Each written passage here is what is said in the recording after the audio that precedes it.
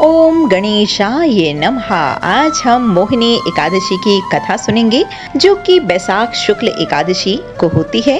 बैसाख शुक्ल की इस मोहिनी एकादशी को भगवान के पुरुषोत्तम स्वरूप जो कि राम जी हैं, उनकी पूजा का विधान है और इस व्रत को करने से निंदित कर्मों के पाप से छुटकारा मिल जाता है। सीता जी की खोज करते समय भगवान श्री राम ने भी इस व्रत को किया था तथा श्री कृष्ण के कहने पर महाराज युधिष्ठिर ने भी इस व्रत को किया था। इस दिन भगवान की प्रतिमा को स्नान आदि कराकर उत्तम वस्त्र पहनाकर उच्च आसन पर बिठाकर आरती उतारनी चाहिए और मीठे फलों का भोग लगाना चाहिए। रात्रि में भगवान का कीर्तन करते हुए मूर्ति के समीप ही पृथ्वी पर शयन करना चाहिए। मोहिनी एकादशी कथा।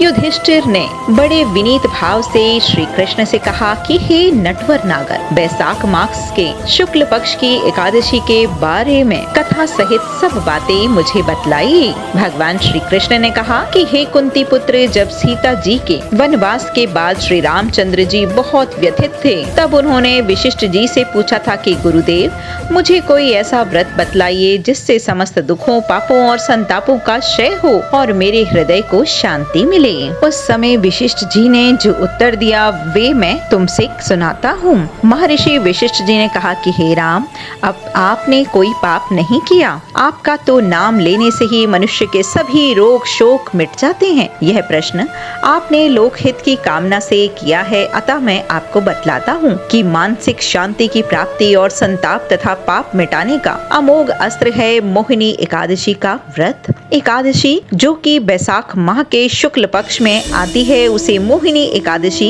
इसीलिए कहा जाता है क्योंकि इसका व्रत करने से मनुष्य के पाप और दुख दूर होकर वह मोह जाल से मुक्त हो जाता है। अतएव दुखी मनुष्यों को यह व्रत अवश्य ही करना चाहिए। मैं इसकी कथा कहता हूँ, आप ध्यान पूर्वक सुनिए। सरस्वती नदी के किनारे बसी सुंदर और सम्मान नगरी भद्रावती में धुतिमान नाम का एक चंद्रवंशी राजा राज्य किया करता था। इसी नगर में धन धान्य से परिपूर्ण धनपाल नामक एक वैश्य रहता था। वह वैश्य अत्यंत धर्मात्मा एवं विष्णु भक्त था। उसने नगर में अनेकों भोजनालय, प्याऊ, कुएं, तालाब एवं धर्मशालाएं आदि बनवाई। सड़कों के किनारे आम, जामुन, नीम आदि के अनेक वृक्ष लगवाए। उस वैश्य के समुना, समबुद्धि, मेधावी, सुकृति और धृष्ट बुद्धि नाम के 5 पुत्र थे। उसके 4 पुत्र तो धर्मात्मा थे, परंतु सबसे छोटा बेटा धृति बुद्धि महापापी, लंपट और दुराचारी था। वह वैश्याओं और दुराचारियों मनुष्यों की संगति में रहकर जुआ खेलता, दूसरों की स्त्रियों के साथ भोग विलास करता और मद मांस का सेवन किया करता था। इस प्रकार अनेकों कुकर्मों में फंसकर वह अपने पिता का धन नष्ट करता रहा। इन्हीं कारणों से उसके पिता ने, उसके भाइयों और कुटुंबियों ने उसको घर से निकाल दिया। घर से निकाल देने के बाद सब धन नष्ट हो जाने पर वैश्याओं और दुष्ट संगी साथियों ने उसका साथ छोड़ दिया। अब वह भूख प्यास से अत्यंत दुखी रहने लगा। तब उसने रात्रि के समय चोरी करना प्रारंभ कर दिया। एक बार वह पकड़ा गया, परंतु राज्य कर्मचारियों ने उसे वैश्य का पुत्र जानकर छोड़ दिया। परंतु दूसरी बार पकड़े जाने पर उन्होंने उसे राजा के सामने उपस्थित कर दिया। कारागार में राजा ने उसको बहुत दुखी देखा और फिर नगर से निकाल दिया।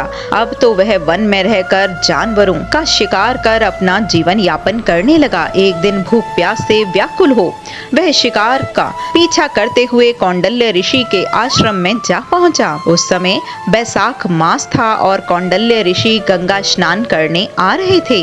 उनके भीगे वस्त्रों के छींटे पड़ने से कुछ सद्बुद्धि प्राप्त हुई और वह मुनि के सामने हाथ जोड़कर कहने लगा कि हे मुनीश्वर, मैंने अपने जीवन में बहुत पाप किए हैं, अतः आप उन पापों से छुटकारा का कोई साधारण या बिना व्यय का उपाय बतलाइए। उसके दीन वचन सुनकर ऋषि कहने लगे कि ध्यान देकर सुनो, तुम बैसाख शुक्ल एकादशी का व्रत करो। इस व्रत को मोहिनी एकादशी कहते हैं और इससे तुम्हारे सब पाप नष्ट हो जाएंगे। मुनि के इस वचन को सुनकर वह अत्यंत प्रसन्न हुआ और उसके द्वारा बताई गई विधि के अनुसार उसने मोहिनी एकादशी का व्रत किया।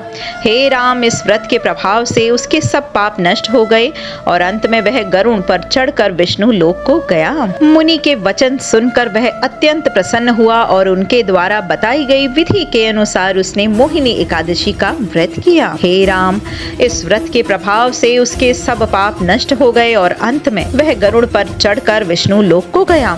इस व्रत से मोह आदि सब नष्ट हो गया। अतः संसार में इस व्रत से श्रेष्ठ अन्य कोई व्रत नहीं है। इसके महात्म्य को पढ़ने या सुनने से 1000 गोदान का फल प्राप्त होता है। बोलो लक्ष्मी नारायण भगवान की जय।